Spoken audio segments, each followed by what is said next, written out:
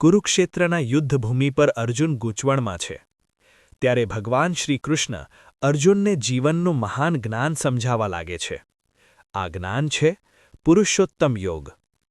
ભગવાન કૃષ્ણ કહે છે કે આ સંસાર એક અદ્ભુત અશ્વત્થ વૃક્ષ જેવો છે. આ વૃક્ષની મૂળ ઉપર છે અને તેની શાખાઓ નીચે ફેલાયેલી છે. આ વૃક્ષ આખા સંસારનું પ્રતીક છે.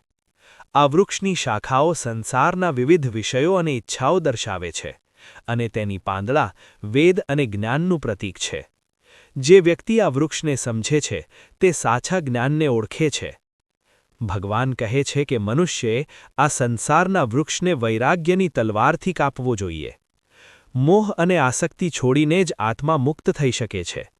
જે વ્યક્તિ આસક્તિ છોડે છે તે ભગવાનના પરમ ધામને પ્રાપ્ત કરે છે.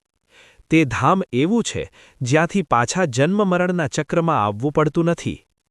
ભગવાન કહે છે કે દરેક જીવના હૃદયમાં હું જ રહેલો છું. મારી શક્તિથી જ મનુષ્ય વિચાર કરે છે, સ્મરણ કરે છે અને જ્ઞાન મેળવે છે. સૂર્યનું પ્રકાશ, ચંદ્રની શીતળતા અને અગ્નિની શક્તિ આ બધું ભગવાનની દિવ્ય શક્તિનું પ્રતીક છે. ભગવાન કહે છે કે દરેક જીવના શરીરમાં હું જ પાચન અગ્નિરૂપે રહેલો છું, જે ખોરાકને પચાવી શરીરને શક્તિ આપે છે. આ સંસારમાં બે પ્રકારના તત્વ છે. એક છે નાશવંત એટલે કે શરીર અને બીજું છે અવિનાશી એટલે આત્મા. ભગવાન કહે છે કે હું નાશવંત અને અવિનાશી બંનેથી પર છું. એટલા માટે મને પુરુષોત્તમ કહેવામાં આવે છે.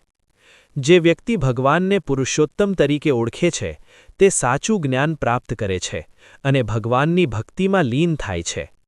ભગવાન કૃષ્ણ કહે છે કે આ પુરુષોત્તમ યોગનું જ્ઞાન ખૂબ ગુપ્ત અને પવિત્ર છે.